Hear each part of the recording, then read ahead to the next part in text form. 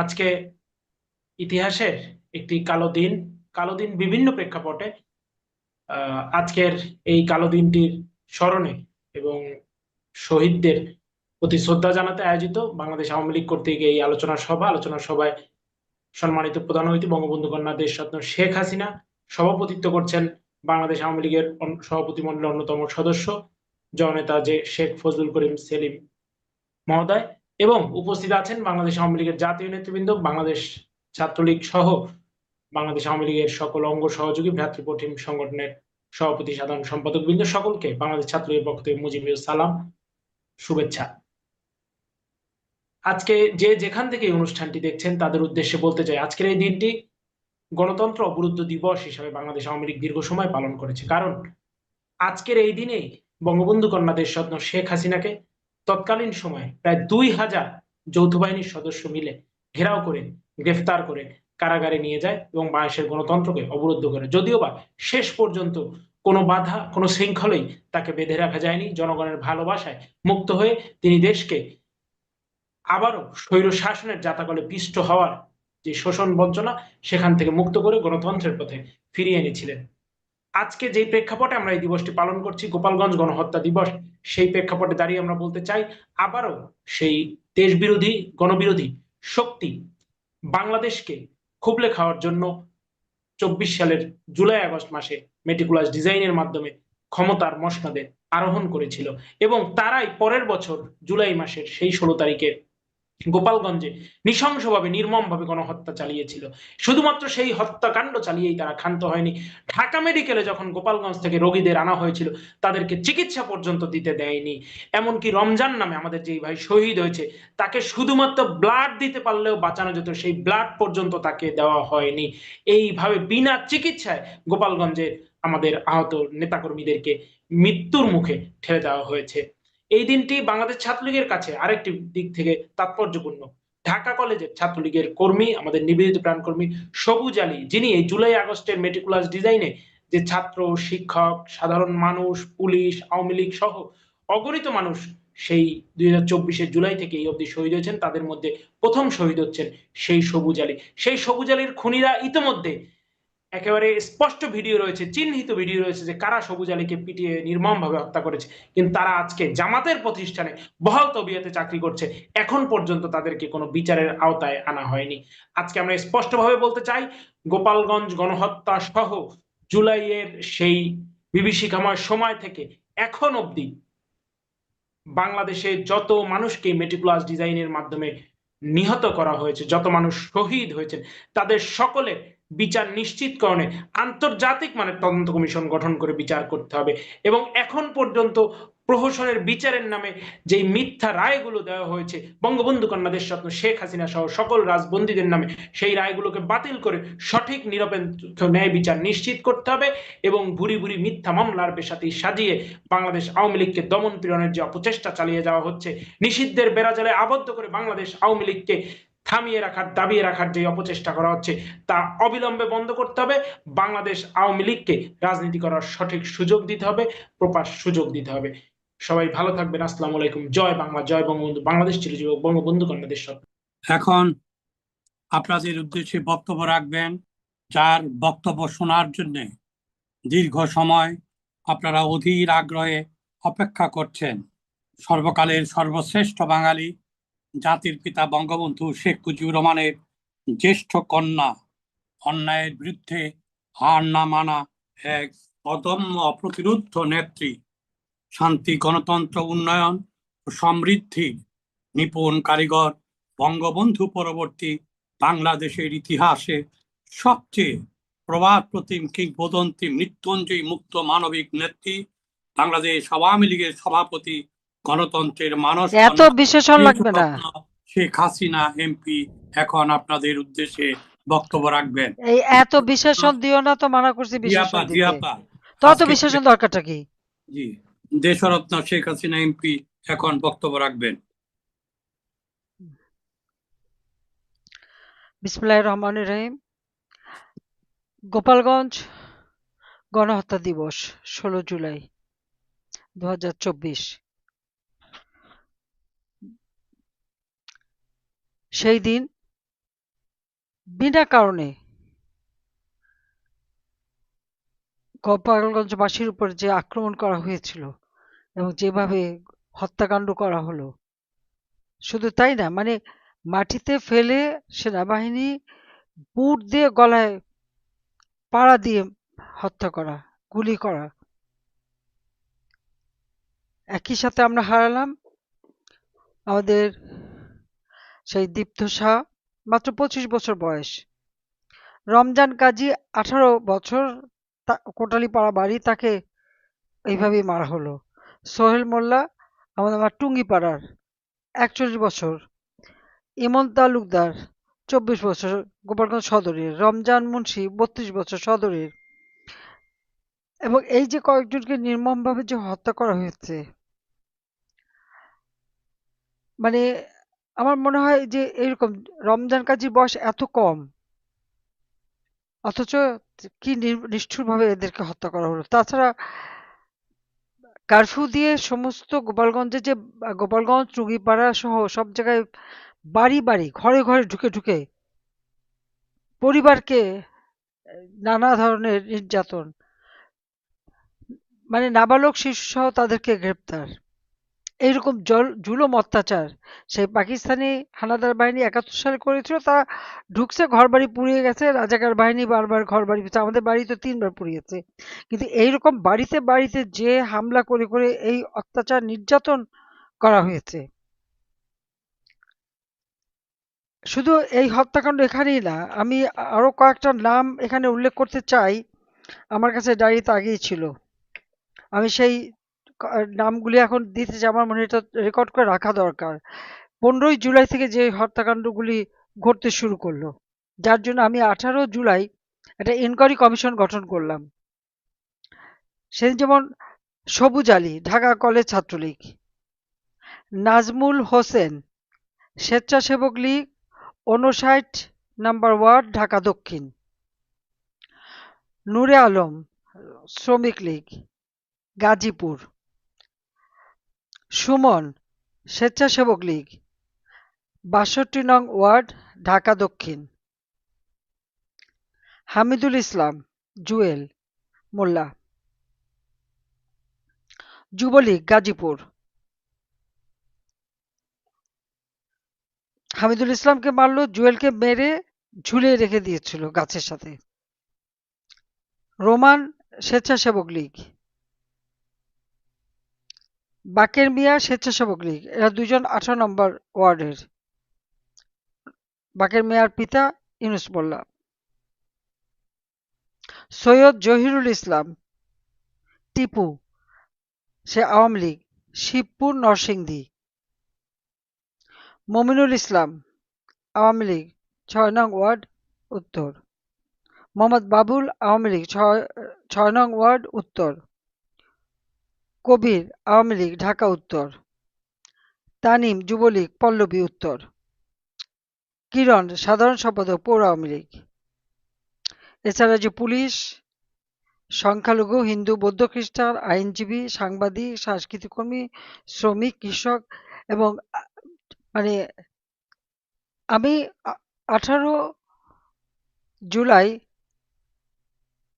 Judicial enquiry commission গঠন করে দিই যে সমস্ত হত্যাকাণ্ডের তদন্ত করার জন্য। কারণ এখানে আবু সাইদের হত্যাকাণ্ড নিয়ে সারা বিশ্ব জানে যে সে শহীদ হয়েছে। মুগ্ধকে গুলি করে হত্যা করা হলো, মুগ্ধর গায়ে কিভাবে গুলিটা লাগলো সেটা এখনো রহস্যজনক, সেটা বেরোয়নি। আবু সাইদের বুক পেতে দিল আর পুলিশ সমানে ব্রাশ ফায়ার করলো, কিন্তু এই গুলি খেয়ে সে কিন্তু পড়ে যায়নি, একবার বসে গেল আবার উঠে দাঁড়ালো। তার বুকে গুলি লেগেছে, সবাই আমরা কখনো চাইনি, আর এটা কেন করলো সেটা আমরা জানি না, কিন্তু পুলিশকে তারা মারছিল। রংপুর ভিসির বাড়িতে আগুন দিয়েছিল, পুলিশ গেল সেই আগুন থেকে ভিসিকে বাঁচাতে, আর এরা পুলিশের উপর হামলা করে। তখন পুলিশ গুলি করে, পুলিশ ব্যবহার করতো রাবার বুলেট, কিন্তু গুলি খেয়ে মারা গেল এই যে কথাটা। যখন আবু সাইদের মামলা চলছে কোর্টে, তার বাবা এসে সাক্ষী দিল যে ওর বুকে গুলি লাগে নাই, মাথার পিছনে লেগেছে। হ্যাঁ, ওটাও ভিডিও আছে যে ও যখন পুলিশকে মারে তখন মাথায় একটা ঢিল এসে পড়ে এবং সেখান থেকে রক্ত বের হয়। ও সাথে সাথে বাঁ হাতটা তুলে মাথায় হাত দেয়। এরপর আবু সাইদকে কোথায় নিয়ে গেল কেউ জানে না। হাসপাতাল সেখান থেকে মাত্র 20 মিনিটের রাস্তা। গুলি খাওয়া লোকরা সাথে সাথে হাসপাতালে নেবে, তার চিকিৎসা দেবে, সেটা দেয়া হয়নি। প্রায় 2-3 ঘন্টা পরে তাকে হাসপাতালে নেওয়া হয়। নেওয়ার পর 500-600 লোক শিবির, বিএনপি সব ঘিরে ধরে, তার ভালো করে ট্রিটমেন্ট করতে দেবে না। আর তারপরে কোর্টে তার বাবা এটা বললো, এবং তার পরা যে টি শার্ট, গুলি হলে তো সেই টি শার্টে গুলি থাকবে বা বুলেটে ওটা ছিন্ন ভিন্ন হবে, সেটাও কিন্তু দেখাতে পারিনি। কিন্তু তারপরে মামলা হয়েছে পুলিশের বিরুদ্ধে, সবার বিরুদ্ধে, কি আমরা সবাই গুলি আবু সাইদকে হত্যা করেছে, এই তো। আর অথচ এই যে আওয়ামী লীগের এতজন নেতাকর্মী, ছাত্রলীগ, স্বেচ্ছাসেবক লীগ, যুবলীগের, শ্রমিক লীগ, এদেরকে হত্যা করা হলো। এনকোয়ারি কমিশন গঠন করলাম, কিন্তু সেই এনকোয়ারি কমিশনকে কিন্তু কাজ করতে দেয়া হয়নি, তদন্ত করতে দেয়া হবে না। ফরেন্সিক করা বা সেগুলি ভালোভাবে পোস্টমর্টম বা বায়োপসি করা, বের করা কিভাবে মারা গেল করতে দেবে না, বরং এই এনসিপি নেতারা বলে দিল কেউ লাশ কবর থেকে বের করতে পারবে না। রহস্যটা কি? সব থেকে বড় প্রশ্ন হলো 15ই জুলাইয়ের পর থেকে যতগুলি এই হত্যাকাণ্ড ঘটেছে, যারা এই হত্যাকাণ্ডের সঙ্গে জড়িত তাদের দায় মুক্তি দেওয়া হয়েছে। দায় মুক্তি দেওয়ার অর্থ এটাই দাঁড়ায় যে এরা দায়ী এবং তারা দোষী, দোষী বলেই তো দায় মুক্তি দিয়েছে। এবং এটা ওরা তো নিজেরা স্বীকার করেছে। বিএনপি নেতা সিরাজগঞ্জের, সে স্পষ্ট বলে দিয়েছে যে পুলিশকে তারা মেরেছে। এই সিরাজগঞ্জে এনায়েতপুরে তো এই 13 জন পুলিশ ফাঁড়িতে মারা গেল। তাছাড়া সেখানে আমাদের আওয়ামী লীগ নেতাদের তো পুড়িয়ে মেরেছে, রায়গঞ্জে আগুন দিয়ে, আওয়ামী লীগ অফিসে আগুন দিয়ে পুড়িয়ে মেরেছে, সিরাজগঞ্জ শহরে আগুন দিয়ে পুড়িয়ে মেরেছে, আমাদের এমপির বাড়িতে আগুন দিল। এইভাবে সমানে এই হত্যাকাণ্ডগুলি ঘটলো। আর গোপালগঞ্জের যে তাণ্ডবটা, এটা গোপালগঞ্জ কখনো ভাবতে পারেনি। আবার এদেরকে উদ্ধার করার জন্য গানবোট পাঠালো সেনাবাহিনী, সেখানে যে এই ধরনের নির্বিচারে গুলি করে হত্যা করবে এটা কখনো ভাবতেও পারিনি। অবশ্য না ভাবার কি আছে, 25 নম্বরে 15ই আগস্টের যে ঘটনা, পরবর্তীতে অনেক ঘটনাই আমরা দেখেছি। যারা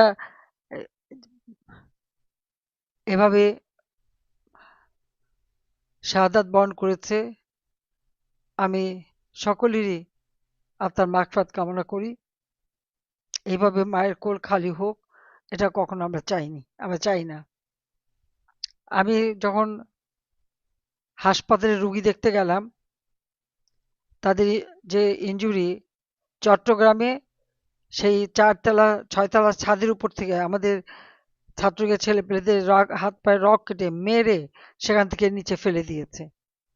আবার পরে যে ওখানে দেখতে যে মরলো কিনা, এর মধ্যে কয়েকজন বেঁচে গেছে, এরাও চিকিৎসারত ছিল। যারা আহত, প্রত্যেকটা হাসপাতাল ঘুরে সমস্ত আহতদের আমি আর্থিক সহায়তা দিয়েছি। আর আমাদের ডাক্তার সামন্ত সেন, রোকেয়া, প্রত্যেকটা হাসপাতালে যে এদের সবার চিকিৎসা, সমস্ত আহত দলমত নির্বিশেষে তাদের সকল চিকিৎসা আমি যতদিন ছিলাম আমি নিজে করে দিয়েছি।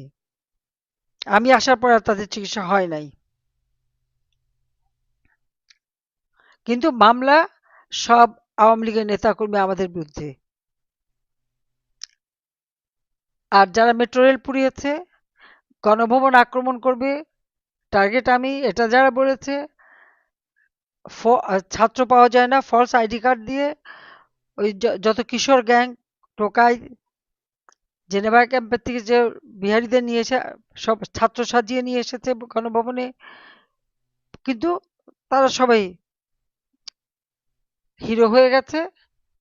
আর সব মামলা তারা ইন্ডেমনিটি পেয়ে গেছে, সব মামলা আওয়ামী লীগের নেতাকর্মীর বিরুদ্ধে। প্রতিদিন লাশ পড়ছে। জুন মাসে আমাদের প্রতিষ্ঠা বার্ষিকী, ওটাকে কেন্দ্র করে 33,000 নেতাকর্মীকে গ্রেপ্তার করেছে, এবং এই গ্রেপ্তার এখনো চলছে, হত্যাকাণ্ডও চলছে। গত 2 দিন আগেও কারাগার থেকে আমার যুবলীগের এক নেতা সে মৃত তাকে নিয়ে আসলো। আগের দিন গ্রেপ্তার করে, পরের দিন তার লাশ পাওয়া যায়। এই যে আওয়ামী লীগকে সম্পূর্ণ নিশ্চিহ্ন করবে বলে আমাদের আওয়ামী লীগ তার সহযোগী সংগঠন, স্বেচ্ছাসেবক, যুবলীগ, ছাত্রলীগ, এমনকি আমাদের মহিলা, আইনজীবী, এমনকি কৃষক, শ্রমিক, রিক্সাওয়ালা, তাদেরকে পর্যন্ত গ্রেপ্তার করা হচ্ছে, তাদের উপর হামলা করা হচ্ছে। মানে যুবলীগ, ছাত্রলীগ, স্বেচ্ছাসেবক লীগ এরা তো আছেই, সেই সাথে আমাদের যুব মহিলা লীগ, মহিলা আওয়ামী লীগ, শ্রমিক লীগ, মহিলা শ্রমিক লীগ, কৃষক লীগ, মানে কাউকে বাদ দিচ্ছে না। সব গ্রেপ্তার, মিথ্যা মামলা এবং তাদের উপর অকথ্য অত্যাচার, কারাগারে চরম নির্যাতন করে যাচ্ছে। ছাত্রলীগের মেয়েরা তাদেরকে অর্ধ উলঙ্গ করে বরফের মধ্যে বসিয়ে রাখে। মাত্র চায়ের হাত চওড়া একখানা কম্বল মাটিতে বিছিয়ে দেয় এই আমাদের যুব মহিলা লীগ, ছাত্রলীগ, মহিলা আওয়ামী লীগের নেতাকর্মী তাদেরকে থাকার জন্য। আর এর প্রতিবাদ করলে এদেরকে নিয়ে সেলের মধ্যে ঢুকায়, 2 দিন পর্যন্ত খাবার দেবে না, পানি দেবে না, আরো নানা ধরনের নির্যাতন আছে। এইরকম নির্যাতন চলছে। জেলখানা যেখানে 4 জনের থাকার কথা সেখানে নাহলে 50, 60, 70 জন, শোবার জায়গা নাই, ফাইল করে শো, একজন মাথা এইদিকে আর পা আর একদিকে, এরকম অকথ্য নির্যাতন চালাচ্ছে। কাজে এই নির্যাতন যারা করছে প্রত্যেকের হিসাবটা রাখতে হবে। আজকে শুধু গণহত্যাই না, সাথে সাথে সারা দেশের অবস্থাটা কি? আজকে শিক্ষার্থীরা, বৃষ্টি, বন্যা, পানি জমে গেছে। এই 2023 সালে, 24 সালে তো যখন সিলেটে যে হঠাৎ বন্যা আসলো, আমরা তো সিলেট বিভাগের পরীক্ষা বন্ধ করে দিলাম, অন্য জায়গায় পরীক্ষা হয়ে গেল, সিলেটের পরীক্ষাটা আমরা পরে নিলাম। যখন এখানে বন্যায় এই অবস্থা, পরীক্ষাটা বন্ধ করে দিলে কি ক্ষতি হতো? এই যে বাচ্চাগুলি পানিতে ভিজে পরীক্ষার কেন্দ্রে যাচ্ছে, পরীক্ষা দিচ্ছে, আসছে, সবগুলো তো অসুখ করে যাবে। আর এই সময় তো অসুখ বিসুখ হয়, কোথাও পানিতে তারপর পড়ে যেতে পারে, ইলেকট্রিকিউট হতে পারে, সেসব চিন্তা নাই। উল্টো এক শিক্ষামন্ত্রী তাদেরকে বলে দিল তারা ফার্মের মুরগি। ছি, এটা অসভ্যতা ছাড়া আর কিছুই না। এই ধরনের কথা বলতে পারে?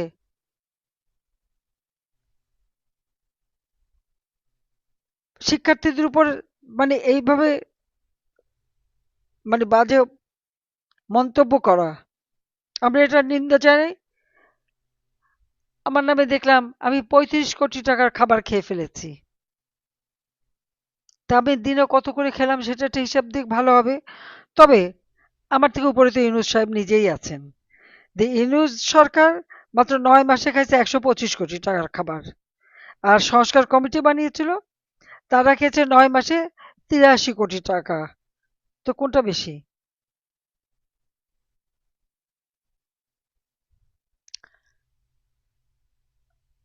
মিথ্যা অপপ্রচার এখনো ইউনূসের সেই কারখানা ইউনূস সেন্টারে চলছে। আজকে একদিকে বাংলাদেশের অর্থনৈতিক চরম দুরবস্থা, জিনিসের দাম বেশি, বন্যায় মানুষ হাবুডুবু খায়, তাদের উদ্ধার করে না, তাদেরকে রিলিফ দেয় না। আমি নির্দেশ দিয়েছি আমাদের ছাত্রলীগ, স্বেচ্ছাসেবক লীগ, যুবলীগ, আওয়ামী লীগের নেতা কর্মী, এমনকি আমাদের মহিলা আওয়ামী লীগ, তারা পর্যন্ত পানি ভেঙে যেয়ে রিলিফের মানে বন্যাত মানুষকে সাহায্য দিচ্ছে। বাঁশগাড়িতে ছাত্রলীগ 250 ব্যাগ খাবার নিয়ে গেছে, তাদেরকে দিতে দেবে না, তাদেরকে ফেরত পাঠিয়ে দিয়েছে। এইরকম মানে নিজেরা করবে না। আর আওয়ামী লীগ তো সবসময় মানুষের পাশে আছে, আওয়ামী লীগ তো সবসময় পাশে থাকে। যে কোনো দুর্যোগ দুর্বিপাকে আওয়ামী লীগ সবসময় জনগণের পাশে থাকে এবং জনগণের পাশে থাকবে। এই 16 জুলাই 2007 সালে আমাকে গ্রেপ্তার করেছিল। কারণ আমি যখন বিদেশে আমাকে আসতে দেবে না, সেই ক্যাটার গভর্নমেন্ট আমাকে আসতে দেবে না, বাধা দিল। সমস্ত এয়ারলাইন্সকে চিঠি দিল আমাকে নিয়ে যেন তারা ঢাকায় ল্যান্ড না করে। ওয়াশিংটন থেকে যখন আসতে গেছে আমাকে বাধা দিয়েছে। আমি অনেক ঝগড়াঝাটি করে লন্ডন পর্যন্ত আসলাম, লন্ডনে তো আমাকে উঠতেই দিল না তখন প্লেনে। হ্যাঁ, আমি তারপরে জোর করেই আমি এসেছি। আমি ধন্যবাদ জানাই সেই সময় আমার সাথে আমাদের প্রবাসী অনেক নেতাকর্মী চলে এসেছিল বাংলাদেশে। আজকে এই শত প্রতিকূল মধ্যেও জনগণ আমাদের পাশে আছে। আজকে গোপালগঞ্জে যেভাবে আবার বৃদ্ধ বনিতা, নারী, পুরুষ, শিশু তারা পর্যন্ত নেমে গিয়েছিল যখন জাতির পিতা বঙ্গবন্ধুর সম্পর্কে এরা বাজে কথা বলেছিল, অপমানজনক কথা বলেছিল। গোপালগঞ্জের মানুষরা সহ্য করবে তারা ভাবলো কি করে? সমস্ত মানুষ নেমে পড়েছিল। তারপরে তাদের উপরে গুলি, প্রায় ৩০০ আহত, কয়েকজনের অবস্থা খুবই খারাপ, এখনো তাদের সুস্থ হতে পারেনি এরকম অনেক। যখন গোপালগঞ্জে হাসপাতালে নিয়ে গেল তাদের চিকিৎসা দেবে না, ঢাকা মেডিকেল কলেজে নিয়ে এসছে সেখানেও ঠিকমতো চিকিৎসা দিচ্ছিল না।